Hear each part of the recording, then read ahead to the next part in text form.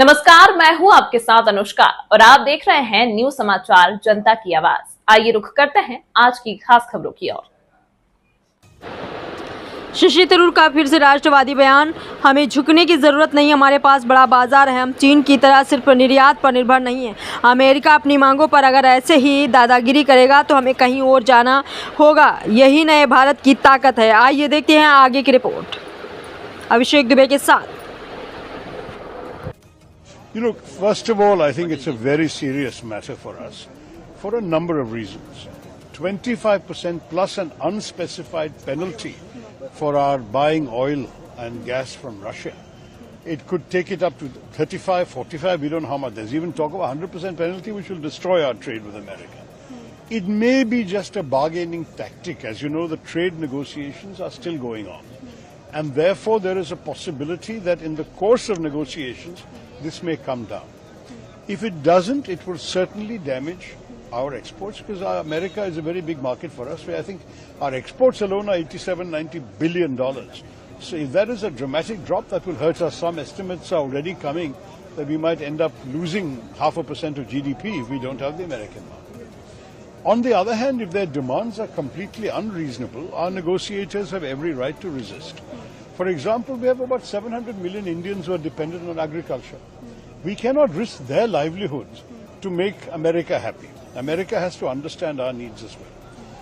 Actually, our tariffs on America are not that unreasonable. It's about 17% average. And American goods are not priced that competitively that they can sell so much in the Indian market.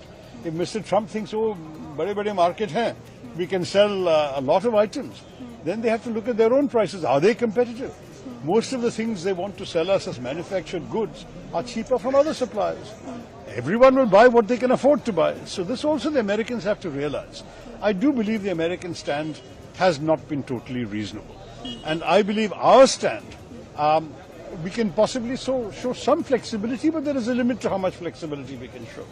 Everything depends on the ongoing negotiations. I wish our negotiators good luck and good courage because we can't afford to buckle under. We have to keep our national interests as number one in our minds. Sir, also we talk about Trump's recent fresh tweet in the morning where he said that the Russia and India economy is so weak, targeting India. How do you see that coming up? I mean, the honest truth is that the Russian economy is half the size of our economy. So you can't rely on.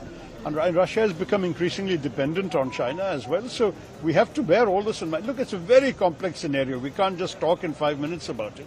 But what we have to understand is, yes, we have a strategic partnership with the United States, which is of some value to our country.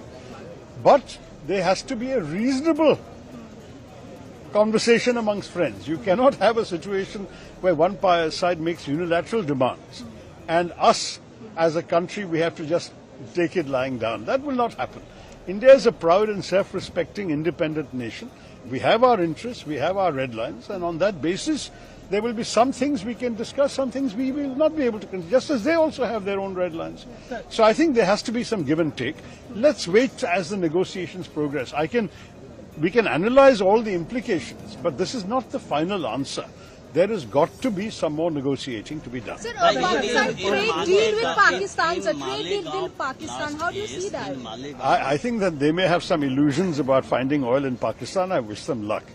You remember that, we were all one country at one time. I have not seen any reports that there was a great deal of oil to be found in what is today Pakistan.